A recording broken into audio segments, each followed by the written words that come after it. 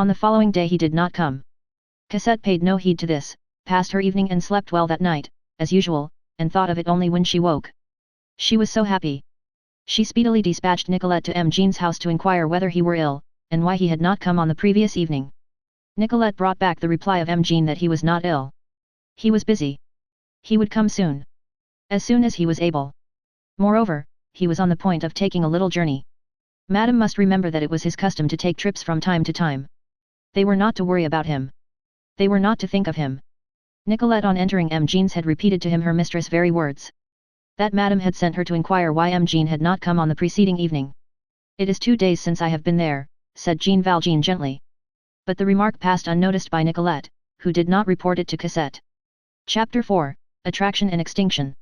During the last months of spring and the first months of summer in 1833, the rare passers-by in the Marais, the petty shopkeepers, the loungers on thresholds, noticed an old man neatly clad in black, who emerged every day at the same hour, towards nightfall, from the Rue d'Homme Arme, on the side of the Rue Sainte-Croix de la Bretonnerie, passed in front of the Blancs Manteau, gained the Rue Culture Sainte-Catherine, and, on arriving at the Rue de l'Écharpe, turned to the left, and entered the Rue Saint-Louis. There he walked at a slow pace, with his head strained forward, seeing nothing, hearing nothing, his eye immovably fixed on a point which seemed to be a star to him, which never varied, and which was no other than the corner of the Rue des Filles du Calvaire. The nearer he approached the corner of the street the more his eye lighted up, a sort of joy illuminated his pupils like an inward aurora, he had a fascinated and much affected air, his lips indulged in obscure movements, as though he were talking to someone whom he did not see, he smiled vaguely and advanced as slowly as possible. One would have said that, while desirous of reaching his destination, he feared the moment when he should be close at hand. When only a few houses remained between him and that street which appeared to attract him, his pace slackened, to such a degree that, at times, one might have thought that he was no longer advancing at all. The vacillation of his head and the fixity of his eyeballs suggested the thought of the magnetic needle seeking the pole. Whatever time he spent on arriving, he was obliged to arrive at last. He reached the Rue des Filles du Calvaire, then he halted, he trembled, he thrust his head with a sort of melancholy timidity round the corner of the last house, and gazed into that street, and there was in that tragic look something which resembled the dazzling light of the impossible, and the reflection from a paradise that was closed to him. Then a tear, which had slowly gathered in the corner of his lids, and had become large enough to fall, trickled down his cheek, and sometimes stopped at his mouth. The old man tasted its bitter flavor. Thus he remained for several minutes as though made of stone, then he returned by the same road and with the same step, and, in proportion as he retreated, his glance died out.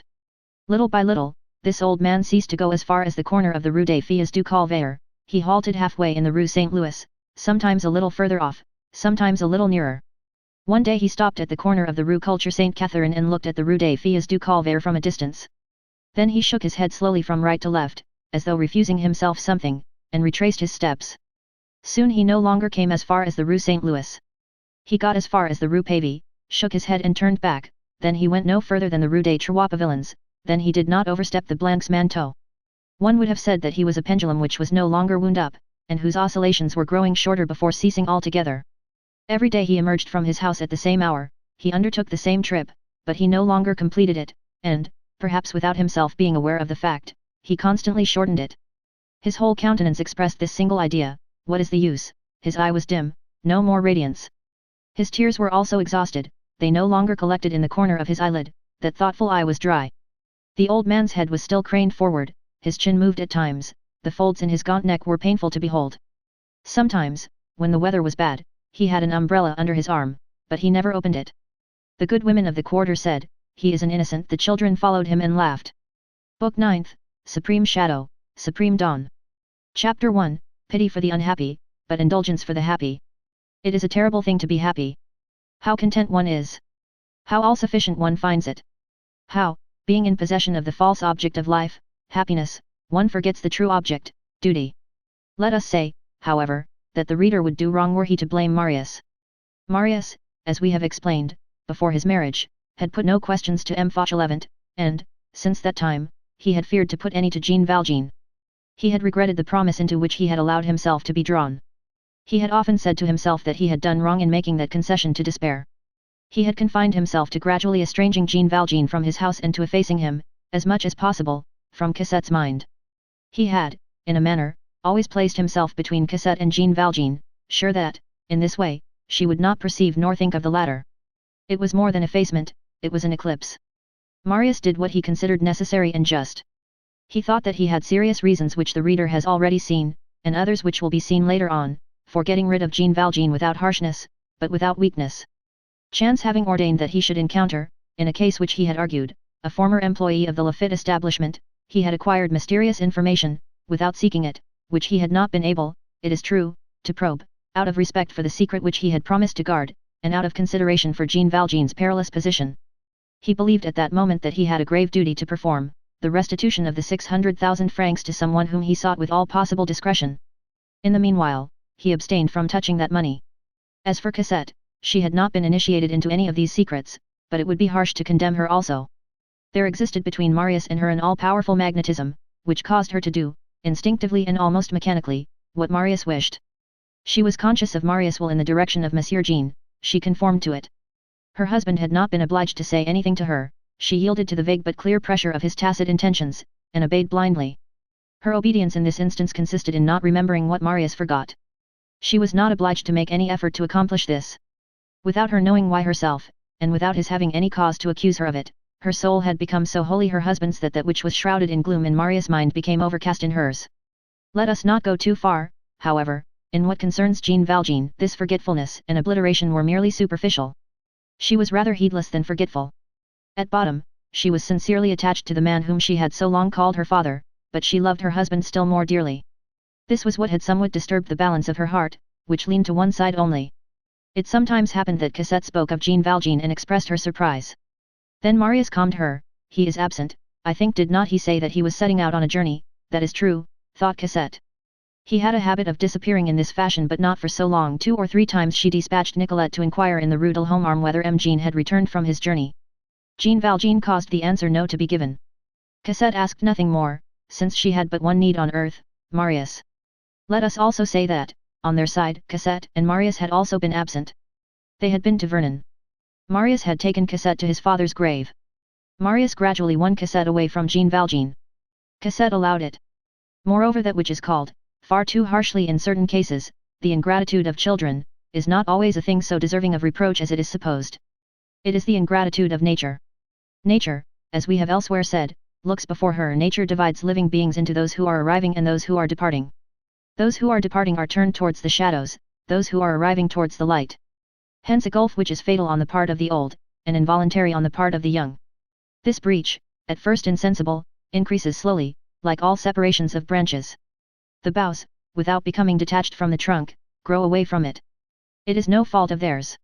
Youth goes where there is joy, festivals, vivid lights, love. Old age goes towards the end. They do not lose sight of each other, but there is no longer a close connection. Young people feel the cooling off of life, old people, that of the tomb. Let us not blame these poor children. Chapter 2, Last Flickerings of a Lamp Without Oil. One day, Jean Valjean descended his staircase, took 3 steps in the street, seated himself on a post, on that same stone post where Gavroche had found him meditating on the night between the 5th and the 6th of June. He remained there a few moments, then went upstairs again. This was the last oscillation of the pendulum. On the following day he did not leave his apartment. On the day after that, he did not leave his bed. His portress, who prepared his scanty repasts, a few cabbages or potatoes with bacon, glanced at the brown earthenware plate and exclaimed, "But you ate nothing yesterday, poor, dear man." "Certainly I did," replied Jean Valjean. "The plate is quite full. Look at the water jug, it is empty. That proves that you have drunk, it does not prove that you have eaten." "Well," said Jean Valjean, "what if I felt hungry only for water? That is called thirst, and, when one does not eat at the same time, it is called fever. I will eat tomorrow. Or at Trinity Day, why not today? Is it the thing to say, I will eat tomorrow? The idea of leaving my platter without even touching it, my lady finger potatoes were so good." Jean Valjean took the old woman's hand. "I promise you that I will eat them," he said, in his benevolent voice. "I am not pleased with you," replied the portress. Jean Valjean saw no other human creature than this good woman. There are streets in Paris through which no one ever passes, and houses to which no one ever comes. He was in one of those streets and one of those houses. While he still went out, he had purchased of a coppersmith, for a few sous, a little copper crucifix which he had hung up on a nail opposite his bed. That gibbet is always good to look at. A week passed, and Jean Valjean had not taken a step in his room. He still remained in bed. The portress said to her husband, "The good man upstairs yonder does not get up, he no longer eats, he will not last long. That man has his sorrows, that he has, you won't get it out of my head that his daughter has made a bad marriage. The porter replied, with the tone of marital sovereignty. If he's rich, let him have a doctor. If he is not rich, let him go without. If he has no doctor, he will die. And if he has one, he will die, said the porter. The portress set to scraping away the grass from what she called her pavement, with an old knife, and, as she tore out the blades, she grumbled. It's a shame, such a neat old man, he's as white as a chicken. She caught sight of the doctor of the quarter as he passed the end of the street. She took it upon herself to request him to come upstairs. It's on the second floor, said she. You have only to enter. As the good man no longer stirs from his bed, the door is always unlocked. The doctor saw Jean Valjean and spoke with him. When he came down again, the portress interrogated him. Well, doctor? Your sick man is very ill indeed. What is the matter with him? Everything and nothing. He is a man who, to all appearances, has lost some person who is dear to him. People die of that. What did he say to you? He told me that he was in good health. Shall you come again, doctor?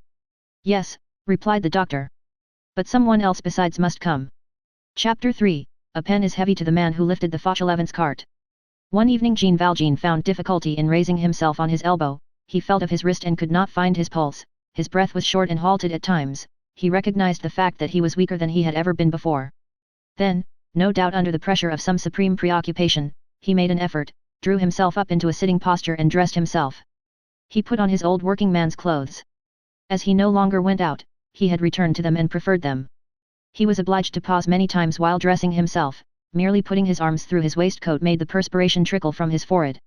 Since he had been alone, he had placed his bed in the antechamber, in order to inhabit that deserted apartment as little as possible. He opened the valise and drew from it Cosette's outfit. He spread it out on his bed. The bishop's candlesticks were in their place on the chimney-piece. He took from a drawer 2 wax candles and put them in the candlesticks. Then, although it was still broad daylight, it was summer, he lighted them. In the same way candles are to be seen lighted in broad daylight in chambers where there is a corpse. Every step that he took in going from one piece of furniture to another exhausted him, and he was obliged to sit down. It was not ordinary fatigue which expends the strength only to renew it, it was the remnant of all movement possible to him, it was life drained which flows away drop by drop in overwhelming efforts and which will never be renewed. The chair into which he allowed himself to fall was placed in front of that mirror, so fatal for him, so providential for Marius, in which he had read Cosette's reversed writing on the blotting book. He caught sight of himself in this mirror, and did not recognize himself. He was 80 years old. Before Marius' marriage, he would have hardly been taken for 50, that year had counted for 30. What he bore on his brow was no longer the wrinkles of age, it was the mysterious mark of death. The hollowing of that pitiless nail could be felt there. His cheeks were pendulous, the skin of his face had the color which would lead one to think that it already had earth upon it, the corners of his mouth drooped as in the mask which the ancients sculptured on tombs. He gazed into space with an air of reproach. One would have said that he was one of those grand tragic beings who have cause to complain of someone. He was in that condition, the last phase of dejection, in which sorrow no longer flows, it is coagulated, so to speak, there is something on the soul like a clot of despair. Night had come. He laboriously dragged a table and the old armchair to the fireside, and placed upon the table a pen, some ink, and some paper. That done, he had a fainting fit.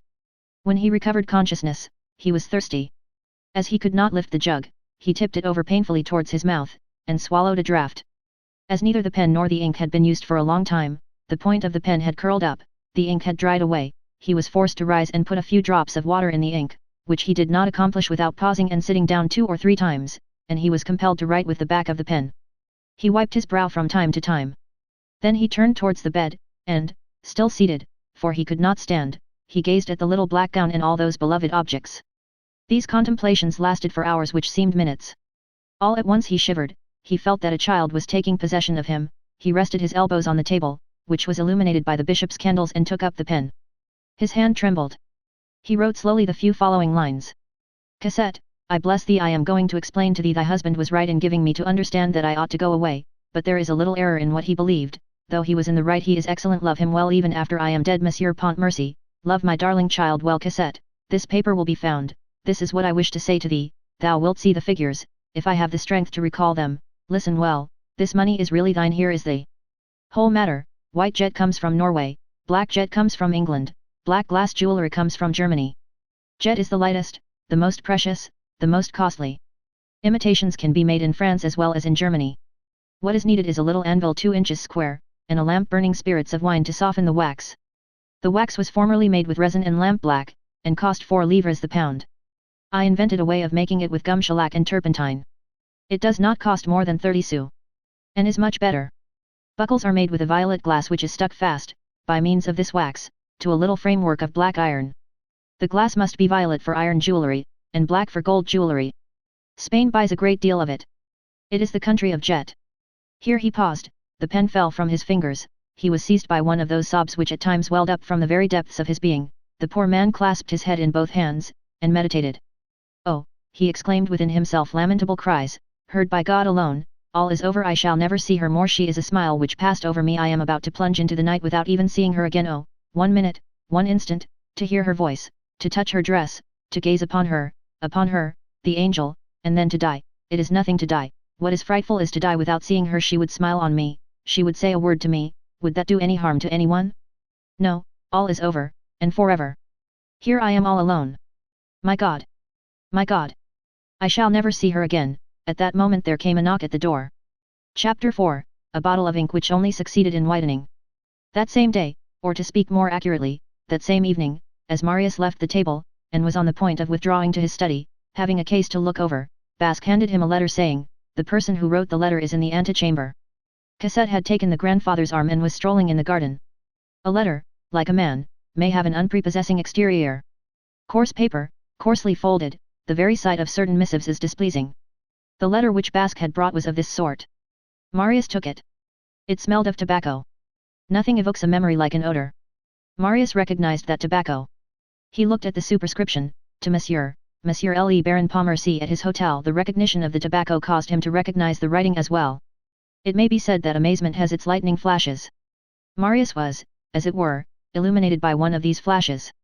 The sense of smell, that mysterious aid to memory, had just revived a whole world within him. This was certainly the paper, the fashion of folding, the dull tint of ink, it was certainly the well-known handwriting, especially was it the same tobacco. The Jondrette garret rose before his mind. Thus, strange freak of chance. One of the 2 scents which he had so diligently sought, the one in connection with which he had lately again exerted so many efforts and which he supposed to be forever lost, had come and presented itself to him of its own accord. He eagerly broke the seal, and read. Monsieur Le Baron, if the Supreme Being had given me the talents, I might have been Baron Thénard, member of the Institut Académie of Sciences, but I am not, I only bear the same as him. Happy if this memory recommends me to the excellence of your kindnesses, the benefit with which you will honor me will be reciprocal. I am in possession of a secret concerning an individual. This individual concerns you. I hold the secret at your disposal, desiring to have the honor to be useful to you. I will furnish you with the simple means of driving from your honorable family that individual who has no right there, Madame la Baronne being of lofty birth. The sanctuary of virtue cannot cohabit longer with crime without abdicating. I await in the Antixember the orders of Monsieur Le Baron. With respect. The letter was signed Thénard. This signature was not false. It was merely a trifle abridged. Moreover, the rigmarole and the orthography completed the revelation. The certificate of origin was complete. Marius' emotion was profound. After a start of surprise, he underwent a feeling of happiness. If he could now but find that other man of whom he was in search, the man who had saved him, Marius, there would be nothing left for him to desire. He opened the drawer of his secretary, took out several banknotes, put them in his pocket, closed the secretary again, and rang the bell. Basque half opened the door. Show the man in, said Marius. Basque announced. Monsieur Thénard. A man entered. A fresh surprise for Marius. The man who entered was an utter stranger to him. This man, who was old, moreover, had a thick nose, his chin swathed in a cravat, green spectacles with a double screen of green taffeta over his eyes, and his hair was plastered and flattened down on his brow on a level with his eyebrows like the wigs of English coachmen in high life. His hair was grey. He was dressed in black from head to foot, in garments that were very threadbare but clean. A bunch of seals depending from his fob suggested the idea of a watch. He held in his hand an old hat. He walked in a bent attitude, and the curve in his spine augmented the profundity of his bow. The first thing that struck the observer was, that this personage's coat, which was too ample although carefully buttoned, had not been made for him. Here a short digression becomes necessary. There was in Paris at that epoch, in a low-lived old lodging in the Rue Beautreillis, near the Arsenal, an ingenious Jew whose profession was to change villains into honest men. Not for too long, which might have proved embarrassing for the villain. The change was on sight, for a day or two, at the rate of 30 sous a day, by means of a costume which resembled the honesty of the world in general as nearly as possible. This costumer was called the Changer. The pickpockets of Paris had given him this name and knew him by no other. He had a tolerably complete wardrobe. The rags with which he tricked out people were almost probable. He had specialties and categories, On each nail of his shop hung a social status, threadbare and worn, here the suit of a magistrate, there the outfit of a curé, beyond the outfit of a banker, in one corner the costume of a retired military man, elsewhere the habiliments of a man of letters, and further on the dress of a statesman. This creature was the costumer of the immense drama which knavery plays in Paris. His lair was the green room whence theft emerged, and into which roguery retreated. A tattered knave arrived at this dressing room, deposited his 30 sous and selected, according to the part which he wished to play, the costume which suited him, and on descending the stairs once more, the knave was a somebody. On the following day, the clothes were faithfully returned, and the changer, who trusted the thieves with everything, was never robbed. There was one inconvenience about these clothes: they did not fit, not having been made for those who wore them, they were too tight for one, too loose for another, and did not adjust themselves to anyone. Every pickpocket who exceeded or fell short of the human average was ill at his ease in the changer's costumes. It was necessary that one should not be either too fat or too lean. The changer had foreseen only ordinary men. He had taken the measure of the species from the first rascal who came to hand, who is neither stout nor thin, neither tall nor short. Hence adaptations which were sometimes difficult and from which the changer's clients extricated themselves as best they might. So much the worse for the exceptions. The suit of the statesman, for instance, black from head to foot, and consequently proper, would have been too large for Pitt and too small for Castelcicala. The costume of a statesman was designated as follows in the changer's catalogue, we copy. A coat of black cloth, trousers of black wool, a silk waistcoat, boots and linen. On the margin there stood, ex-ambassador, and a note which we also copy, in a separate box, a neatly frizzed peruke, green glasses, seals, and 2 small quills an inch long, wrapped in cotton. All this belonged to the statesman, the ex-ambassador. This whole costume was, if we may so express ourselves, debilitated. The seams were white, a vague buttonhole yawned at one of the elbows, moreover, one of the coat buttons was missing on the breast, but this was only detail, as the hand of the statesman should always be thrust into his coat and laid upon his heart, its function was to conceal the absent button. If Marius had been familiar with the occult institutions of Paris, he would instantly have recognized upon the back of the visitor whom Basque had just shown in, the statesman's suit borrowed from the pick-me-down that shop of the changer. Marius' disappointment on beholding another man than the one whom he expected to see turned to the newcomer's disadvantage. He surveyed him from head to foot, while that personage made exaggerated bows, and demanded in a curt tone, "What do you want?" The man replied with an amiable grin of which the caressing smile of a crocodile will furnish some idea. "It seems to me impossible that I should not have already had the honor of seeing Monsieur Le Baron in society. I think I actually did meet Monsieur personally, several years ago, at the house of Madame la Princesse Bagration and in the drawing rooms of his lordship the Vicomte d'Amberley, peer of France. It is always a good bit of tactics in knavery to pretend to recognize someone whom one does not know." Marius paid attention to the manner of this man's speech.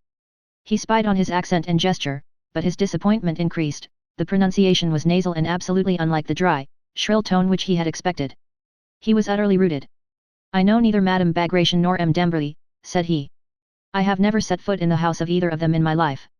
The reply was ungracious. The personage, determined to be gracious at any cost, insisted. "Then it must have been at Chateaubriand's that I have seen Monsieur. I know Chateaubriand very well. He is very affable. He sometimes says to me, 'Thénard, my friend, won't you drink a glass of wine with me?'" Marius' brow grew more and more severe.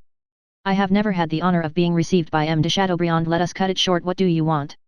The man bowed lower at that harsh voice. "Monsieur Le Baron, deign to listen to me. There is in America, in a district near Panama, a village called La Joya. That village is composed of a single house, a large, square house of 3 stories, built of bricks dried in the sun, each side of the square 500 feet in length, each story retreating 12 feet back of the story below, in such a manner as to leave in front a terrace which makes the circuit of the edifice, in the center an inner court where the provisions and munitions are kept, no windows, loopholes, no doors, ladders to mount from the ground to the first terrace, and from the first to the second, and from the second to the third, ladders to descend into the inner court, no doors to the chambers, trap doors, no staircases to the chambers, ladders, in the evening the traps are closed, the ladders are withdrawn, carbines and blunderbusses trained from the loopholes, no means of entering, a house by day, a citadel by night, 800 inhabitants. That is the village. Why so many precautions? Because the country is dangerous, it is full of cannibals. Then why do people go there? Because the country is marvelous, gold is found there." "What are you driving at?" interrupted Marius, who had passed from disappointment to impatience. "At this, Monsieur Le Baron, I am an old and weary diplomat. Ancient civilization has thrown me on my own devices. I want to try savages." "Well, Monsieur Le Baron, egotism is the law of the world. The proletarian peasant woman, who toils by the day, turns round when the diligence passes by. The peasant proprietress, who toils in her field, does not turn round. The dog of the poor man barks at the rich man, the dog of the rich man barks at the poor man, each one for himself, self-interest, that's the object of men. Gold, that's the lodestone. What then? Finish. I should like to go and establish myself at La Joya. There are 3 of us. I have my spouse and my young lady, a very beautiful girl. The journey is long and costly. I need a little money. What concern is that of mine? Demanded Marius. The stranger stretched his neck out of his cravat, a gesture characteristic of the vulture, and replied with an augmented smile.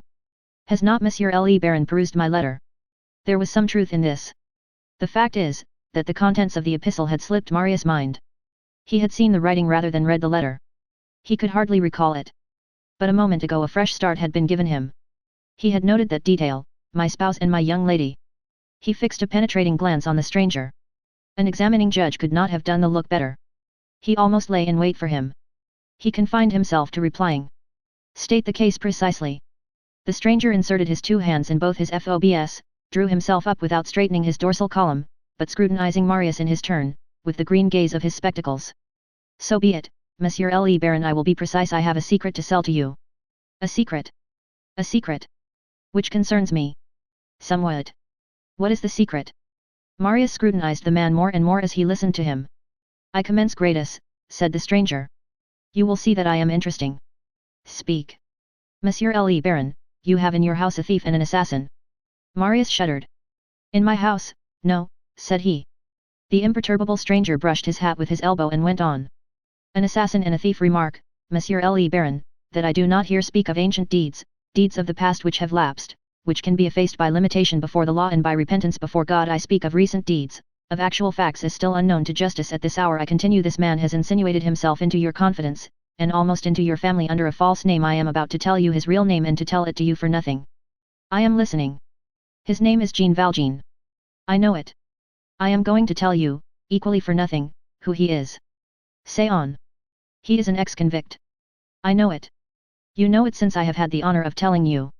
No, I knew it before. Marius' cold tone, that double reply of I know it, his laconicism, which was not favorable to dialogue, stirred up some smoldering wrath in the stranger. He launched a furious glance on the sly at Marius, which was instantly extinguished.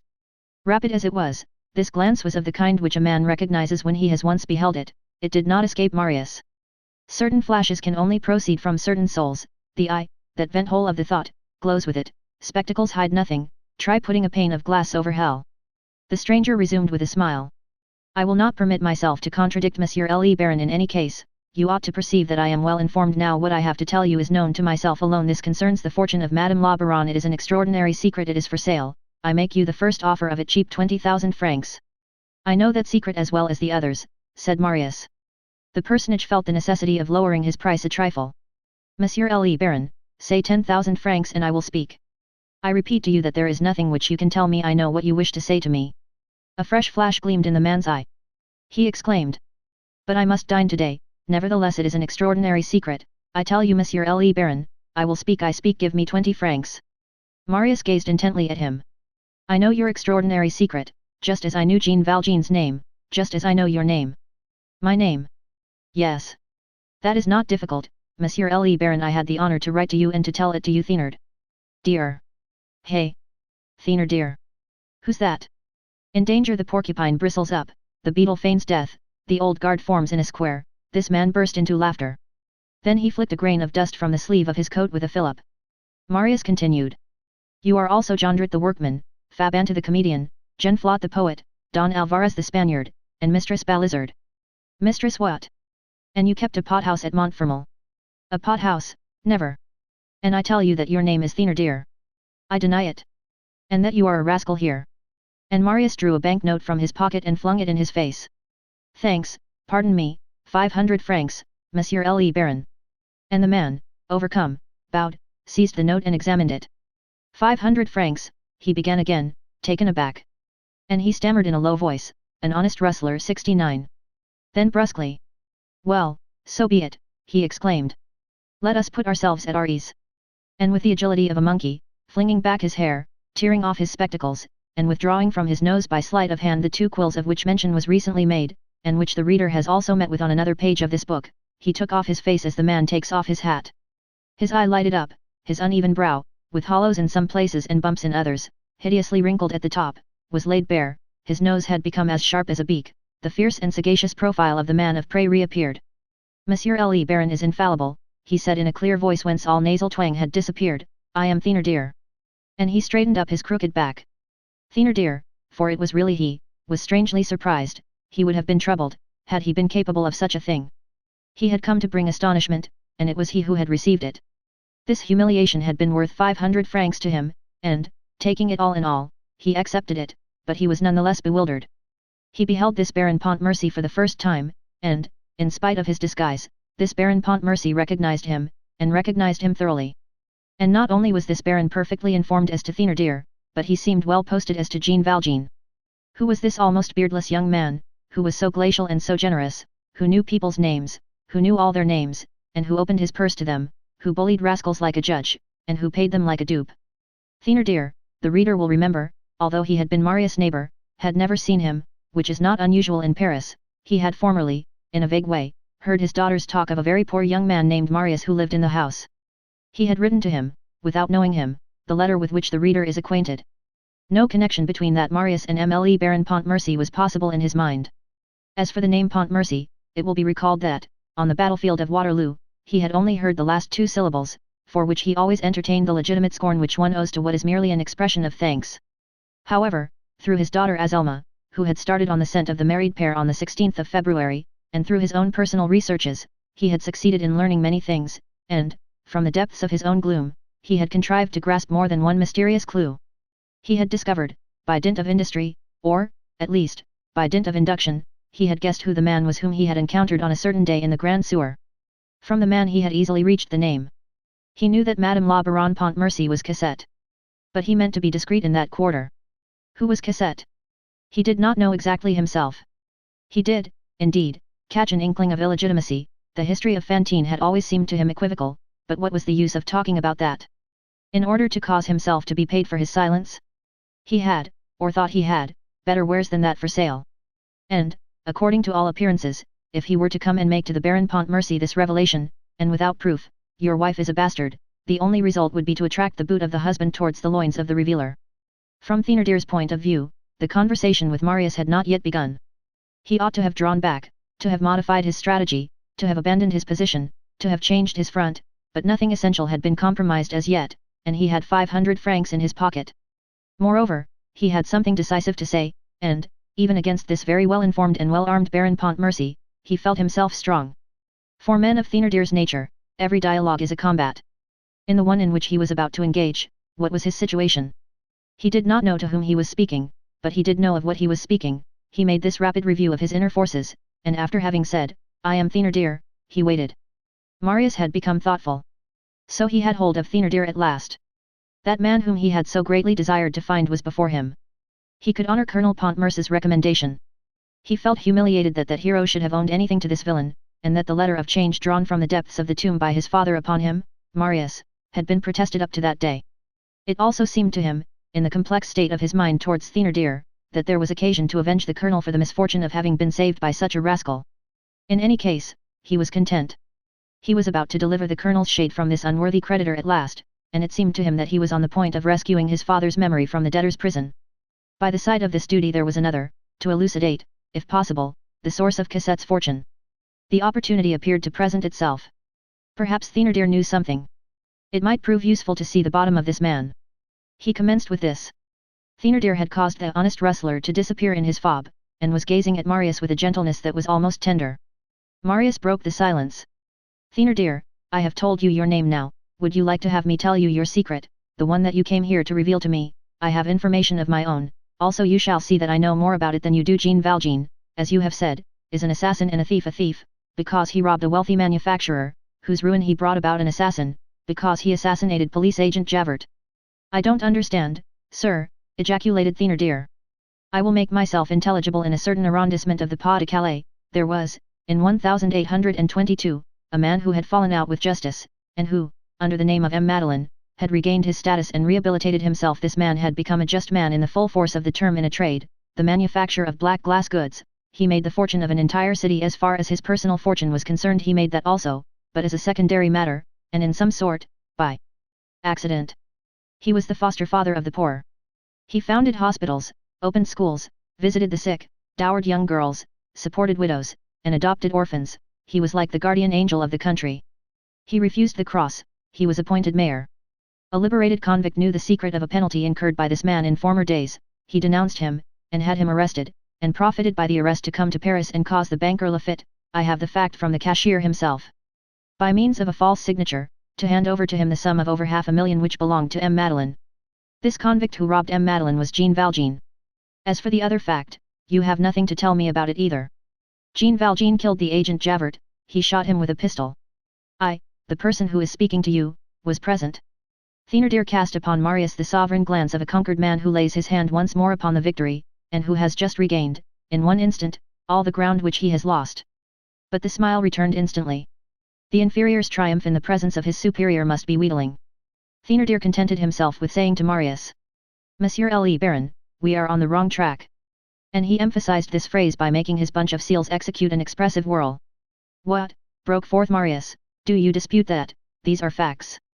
They are chimeras. The confidence with which Monsieur le Baron honors me renders it my duty to tell him so. Truth and justice before all things. I do not like to see folks accused unjustly. Monsieur le Baron, Jean Valjean did not rob M. Madeleine and Jean Valjean did not kill Javert. This is too much. How is this? For 2 reasons. What are they? Speak.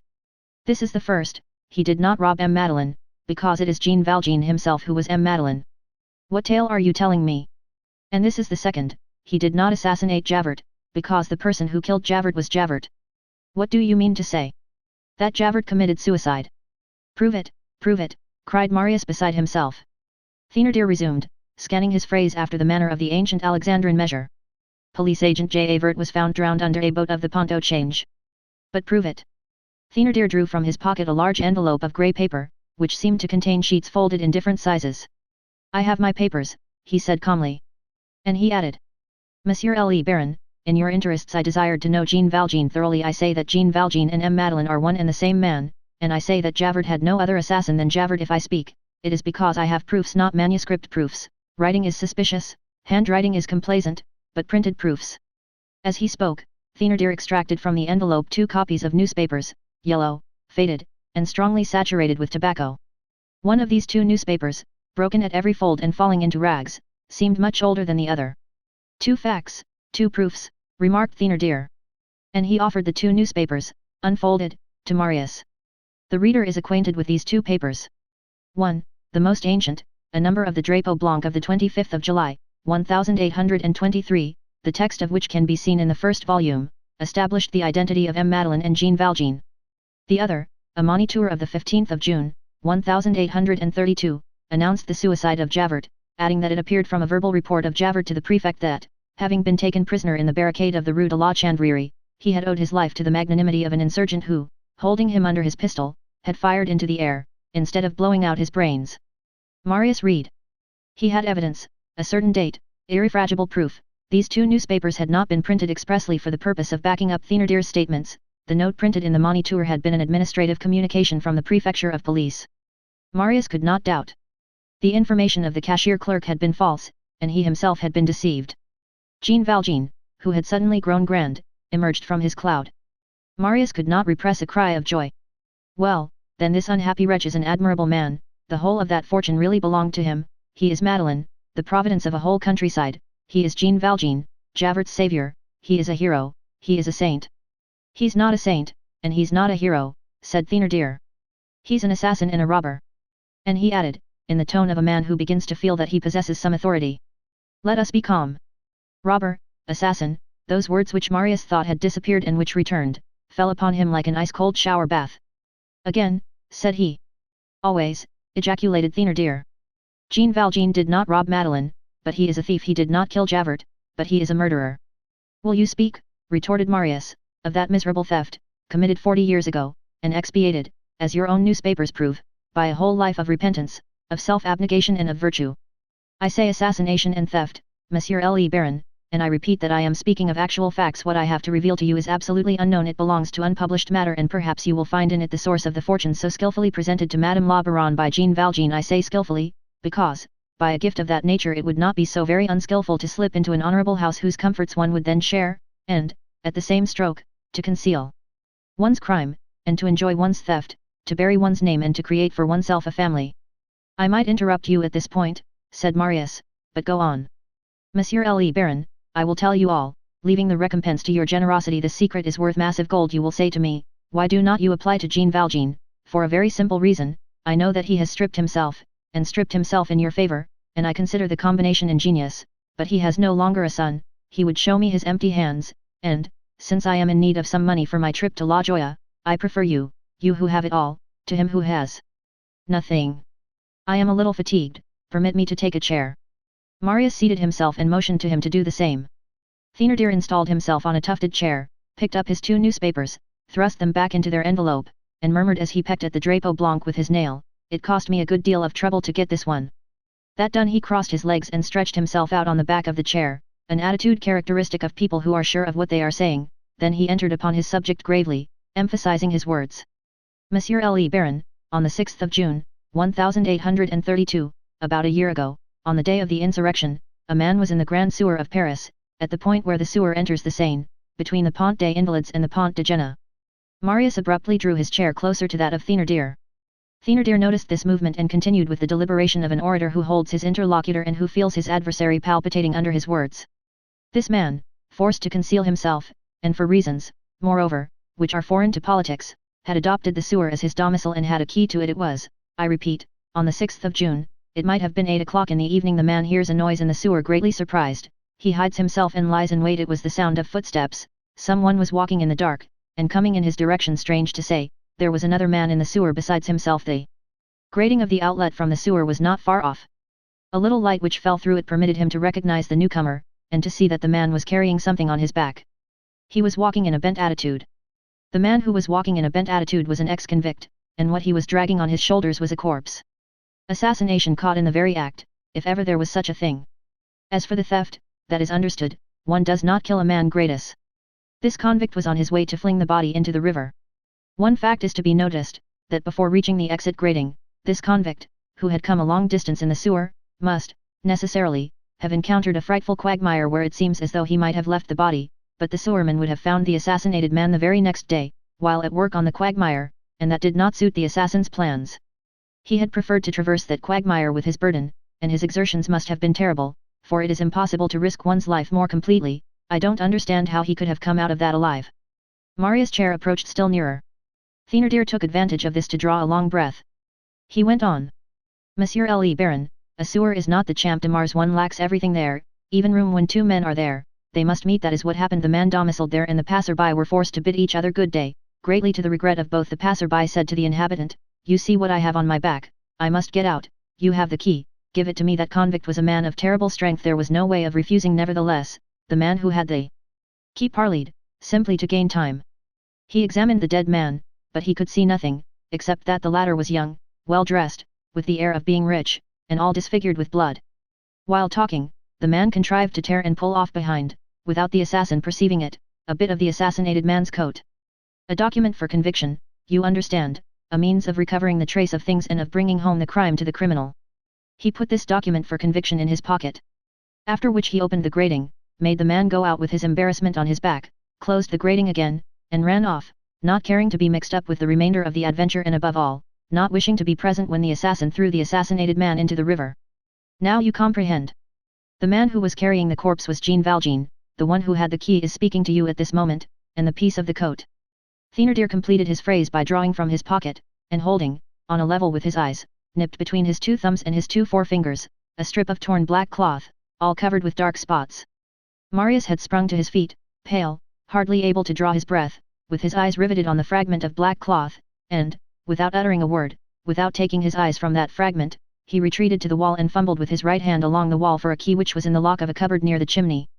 He found the key, opened the cupboard, plunged his arm into it without looking, and without his frightened gaze quitting the rag which Thénardier still held outspread. But Thénardier continued.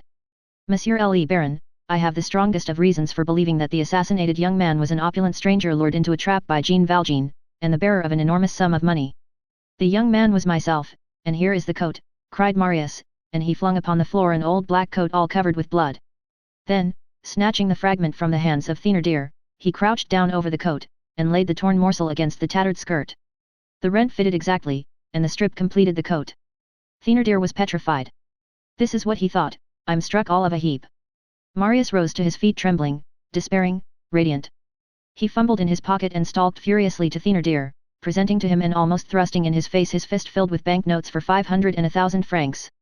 You are an infamous wretch, you are a liar, a calumniator, a villain. You came to accuse that man, you have only justified him, you wanted to ruin him, you have only succeeded in glorifying him, and it is you who are the thief, and it is you who are the assassin. I saw you, Thénardier Jondrette, in that lair on the Rue de l'Hôpital. I know enough about you to send you to the galleys, and even further if I choose. Here are 1,000 francs, bully that you are. And he flung a 1,000-franc note at Thénardier.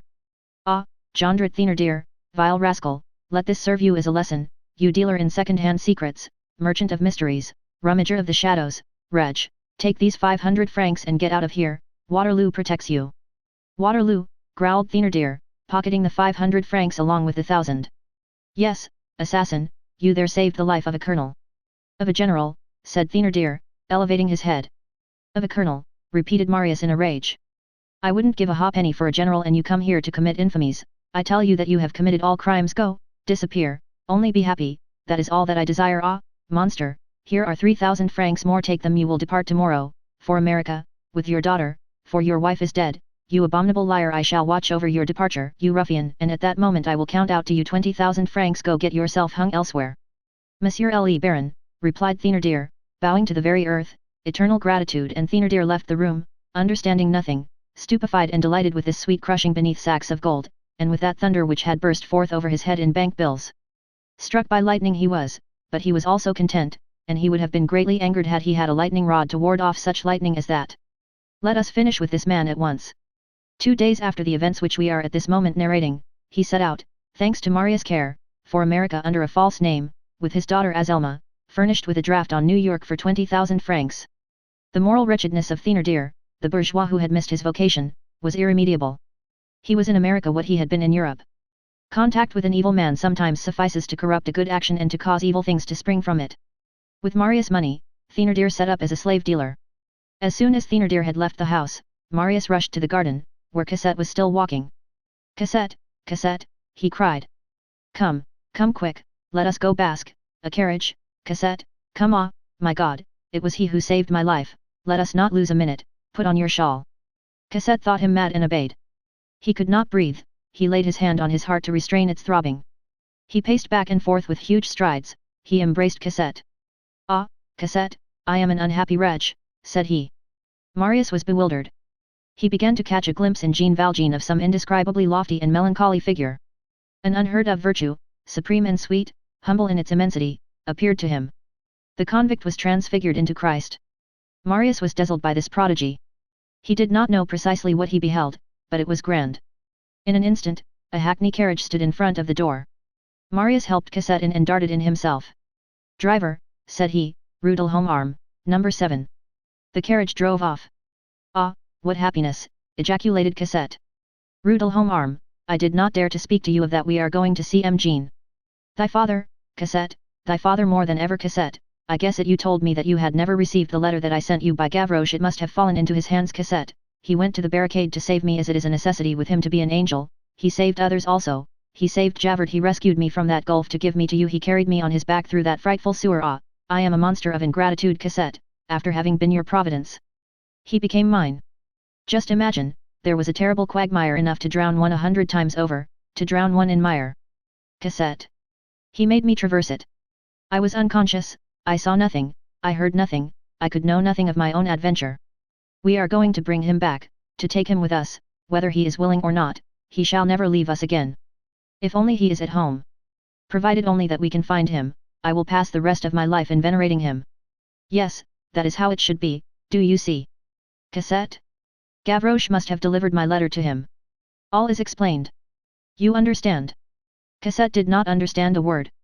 You are right, she said to him. Meanwhile the carriage rolled on. Chapter 5, A Night Behind Which There Is Day. Jean Valjean turned round at the knock which he heard on his door. Come in, he said feebly. The door opened. Cosette and Marius made their appearance. Cosette rushed into the room. Marius remained on the threshold, leaning against the jamb of the door. Cosette, said Jean Valjean. And he sat erect in his chair, his arms outstretched and trembling, haggard, livid, gloomy, an immense joy in his eyes. Cosette, stifling with emotion, fell upon Jean Valjean's breast. Father, said she.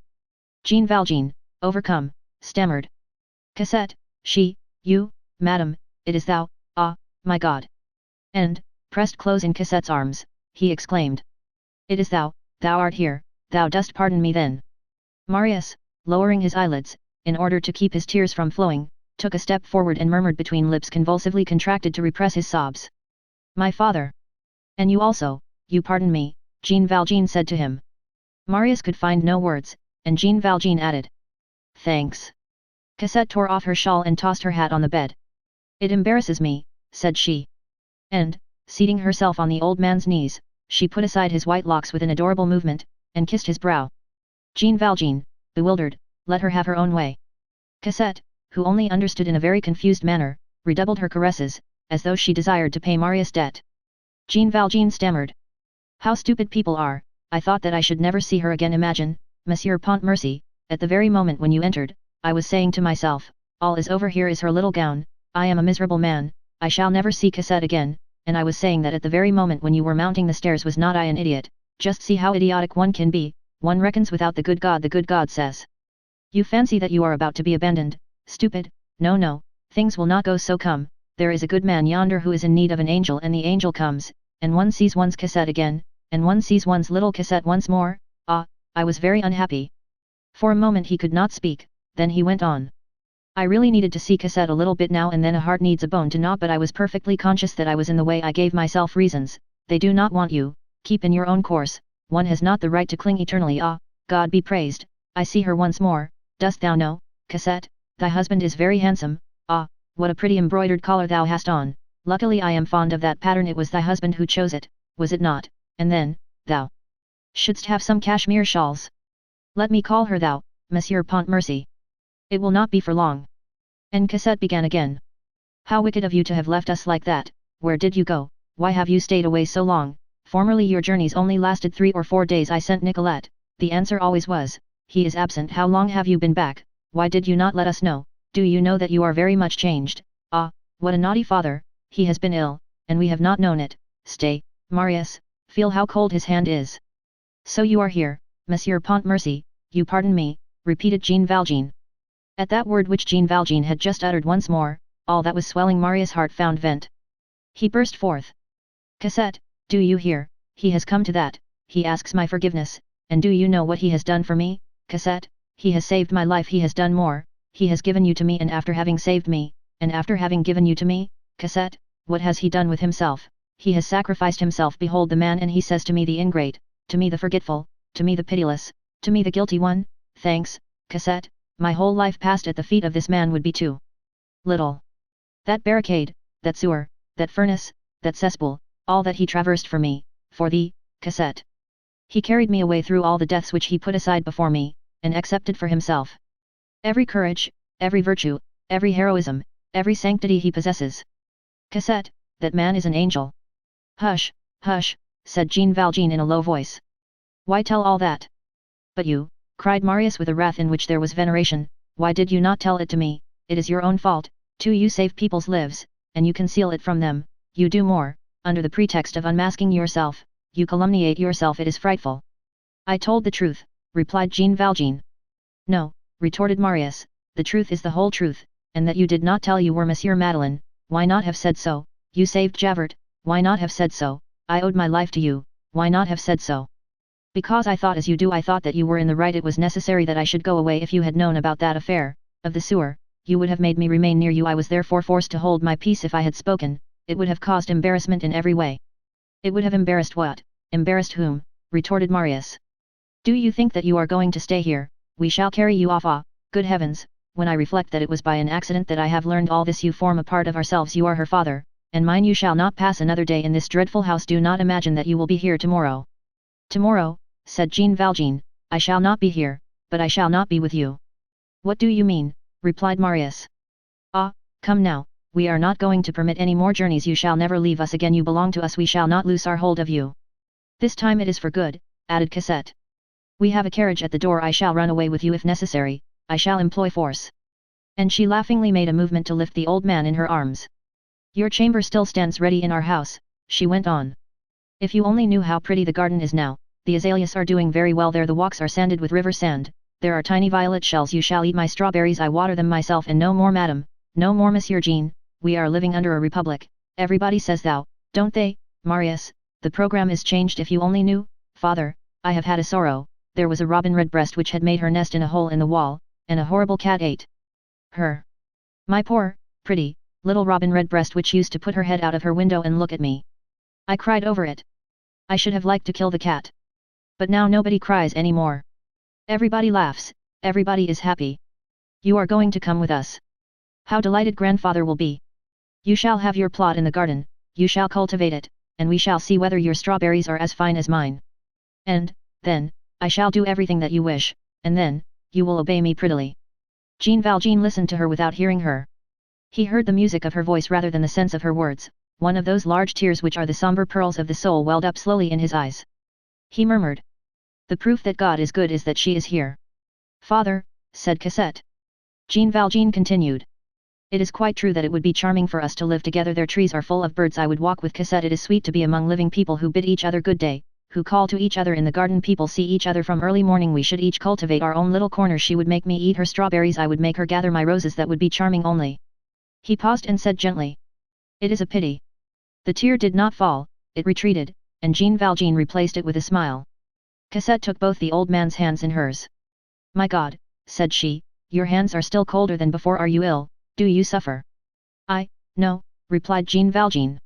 I am very well only. He paused. Only what? I am going to die presently. Cosette and Marius shuddered. To die, exclaimed Marius. Yes, but that is nothing, said Jean Valjean. He took breath, smiled and resumed. Cosette, thou wert talking to me, go on, so thy little robin redbreast is dead, speak, so that I may hear thy voice. Marius gazed at the old man in amazement. Cosette uttered a heart-rending cry. Father, my father, you will live, you are going to live, I insist upon your living, do you hear? Jean Valjean raised his head towards her with adoration.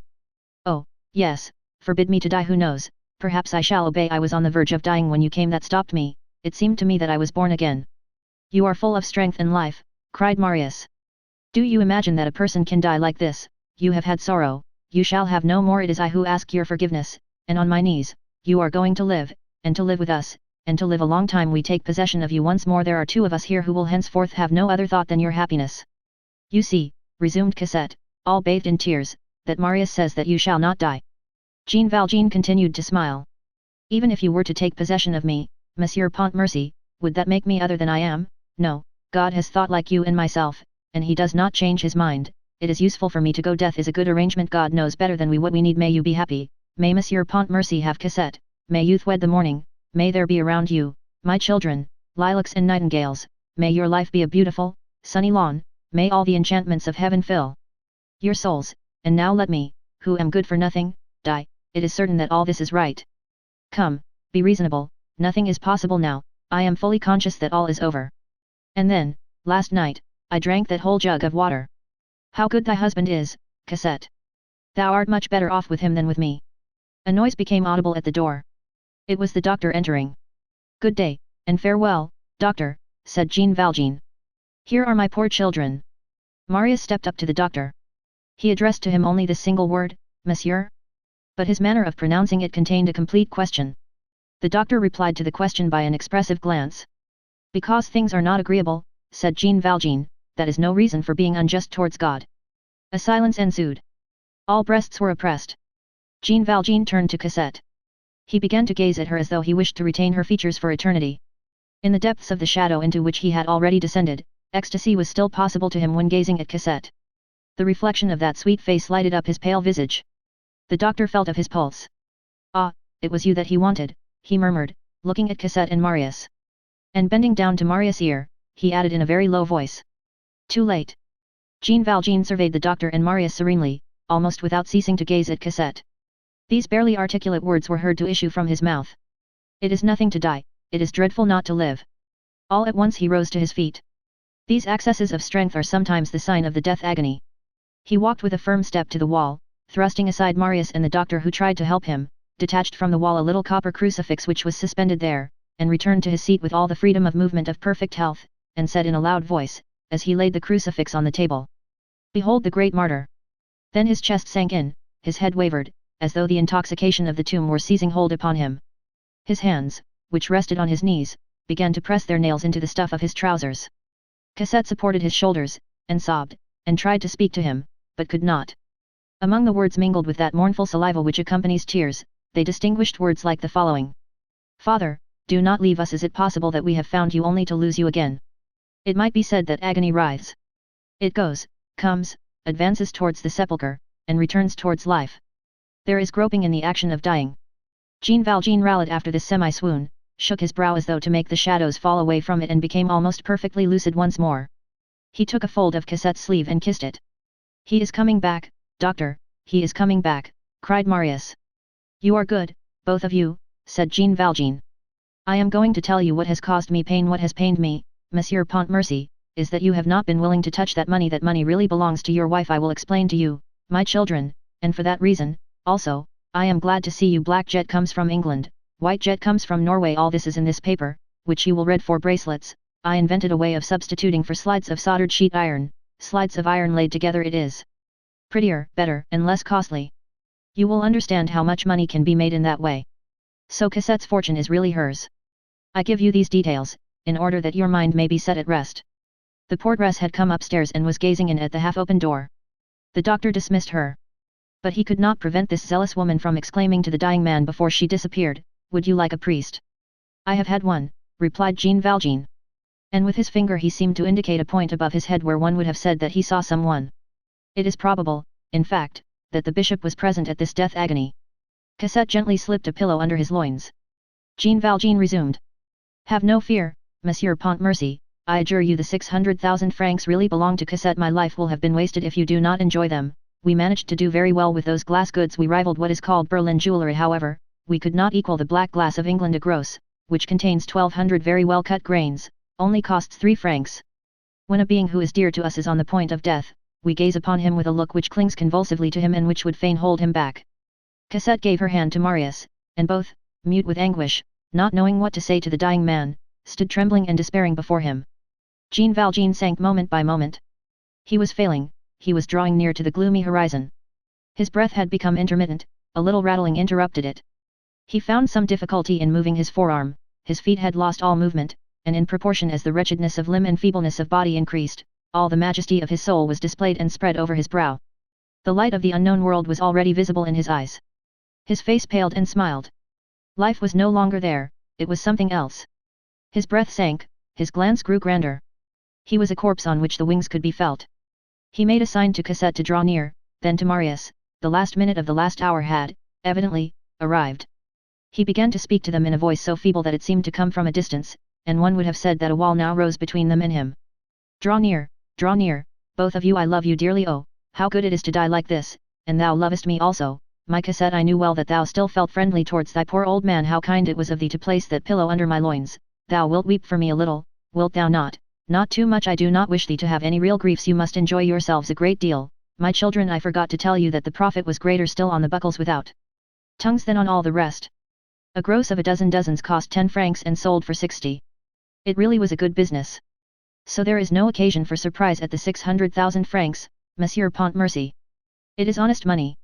You may be rich with a tranquil mind.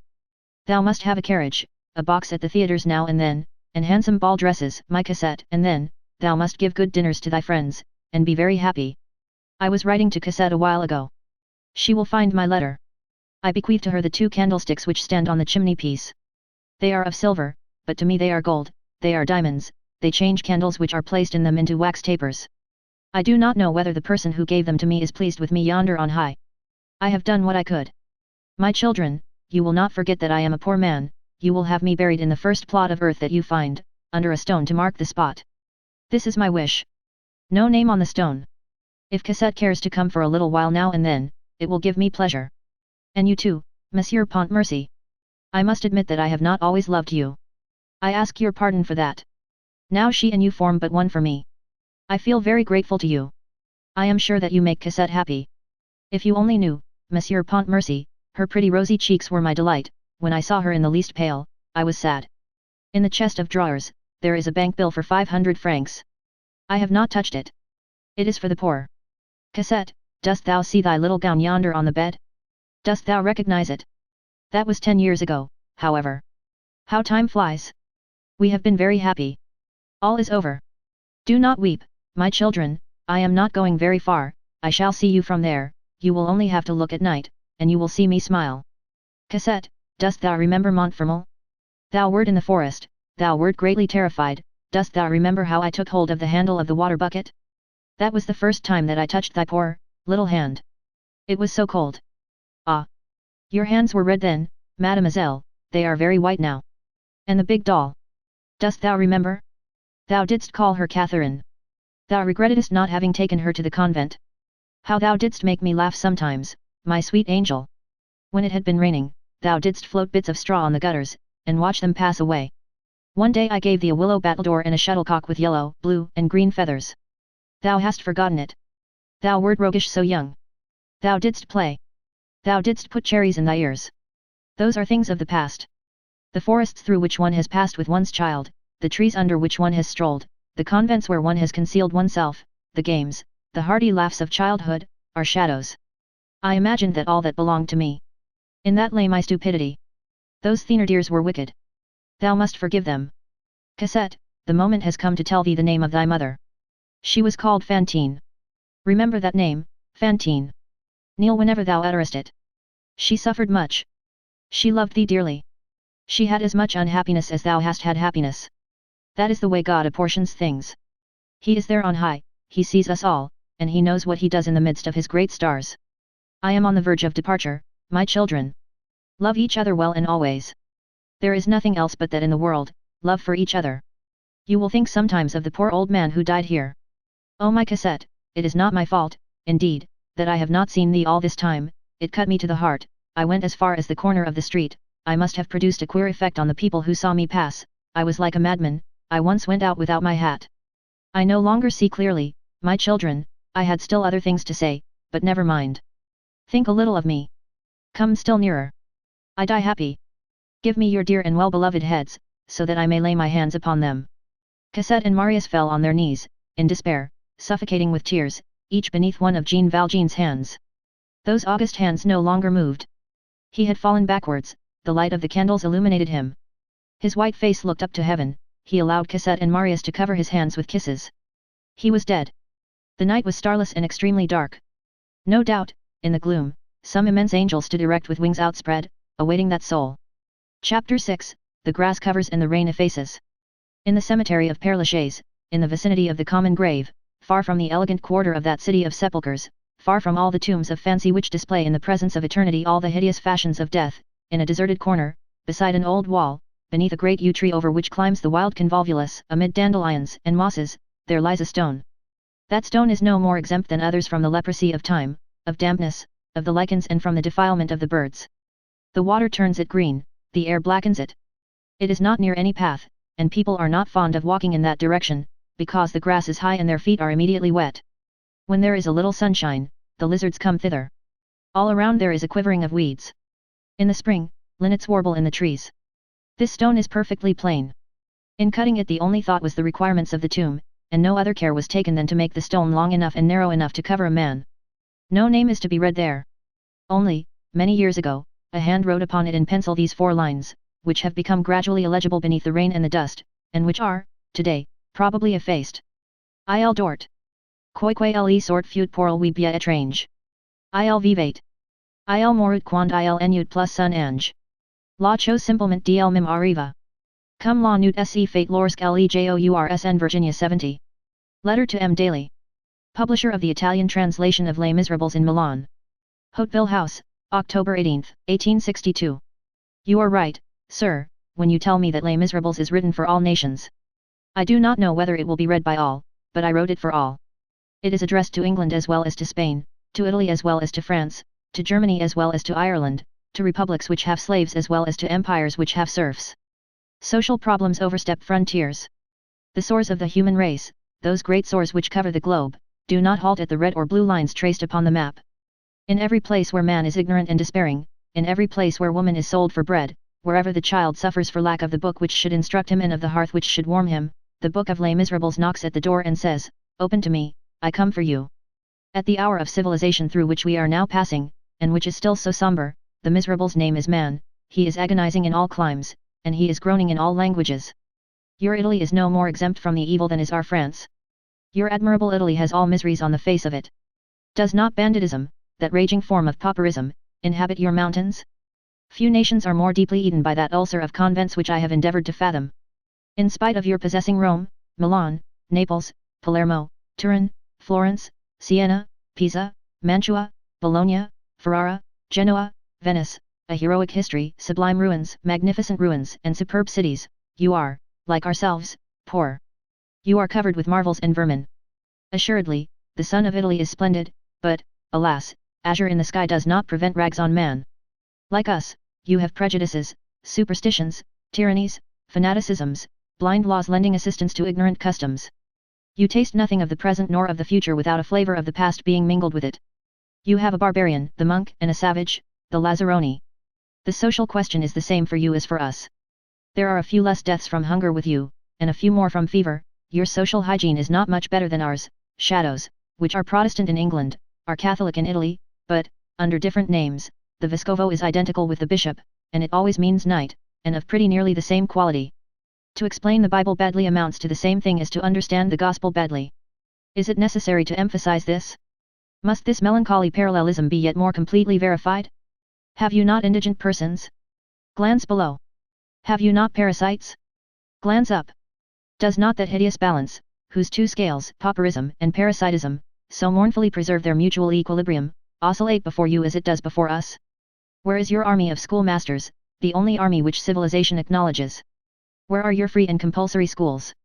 Does everyone know how to read in the land of Dante and of Michelangelo? Have you made public schools of your barracks? Have you not, like ourselves, an opulent war budget and a paltry budget of education? Have not you also that passive obedience which is so easily converted into soldierly obedience? Military establishment which pushes the regulations to the extreme of firing upon Garibaldi, that is to say, upon the living honour of Italy. Let us subject your social order to examination, let us take it where it stands and as it stands, let us view its flagrant offences, show me the woman and the child. It is by the amount of protection with which these two feeble creatures are surrounded that the degree of civilization is to be measured. Is prostitution less heartrending in Naples than in Paris? What is the amount of truth that springs from your laws, and what amount of justice springs from your tribunals? Do you chance to be so fortunate as to be ignorant of the meaning of those gloomy words, public prosecution, legal infamy, prison, the scaffold, the executioner, the death penalty? Italians, with you as with us, Beccaria is dead and Farinace is alive. And then, let us scrutinize your state reasons. Have you a government which comprehends the identity of morality and politics? You have reached the point where you grant amnesty to heroes. Something very similar has been done in France. Stay, let us pass miseries in review, let each one contribute his pile, you are as rich as we. Have you not, like ourselves, two condemnations, religious condemnation pronounced by the priest, and social condemnation decreed by the judge? Oh, great nation of Italy, thou resemblest the great nation of France. Alas! Our brothers, you are, like ourselves, miserables. From the depths of the gloom wherein you dwell, you do not see much more distinctly than we the radiant and distant portals of Eden. Only, the priests are mistaken. These holy portals are before and not behind us. I resume. This book, Les Miserables, is no less your mirror than ours. Certain men, certain castes, rise in revolt against this book, I understand that. Mirrors, those revealers of the truth, are hated, that does not prevent them from being of use. As for myself, I have written for all, with a profound love for my own country, but without being engrossed by France more than by any other nation. In proportion as I advance in life, I grow more simple, and I become more and more patriotic for humanity. This is, moreover, the tendency of our age, and the law of radiance of the French Revolution. Books must cease to be exclusively French, Italian, German, Spanish, or English, and become European, I say more, human, if they are to correspond to the enlargement of civilization.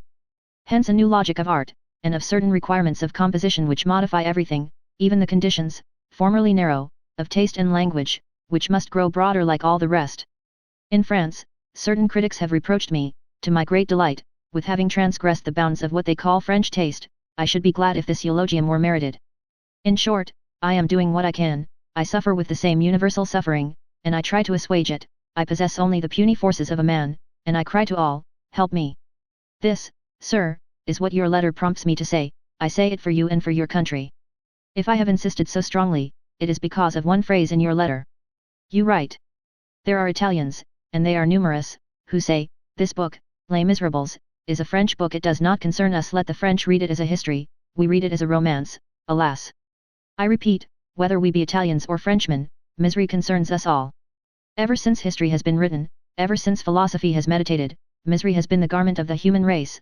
The moment has at length arrived for tearing off that rag, and for replacing, upon the naked limbs of the man-people, the sinister fragment of the past with the grand purple robe of the dawn. If this letter seems to you of service in enlightening some minds and in dissipating some prejudices, you are at liberty to publish it, sir. Accept, I pray you, a renewed assurance of my very distinguished sentiments. Victor Hugo.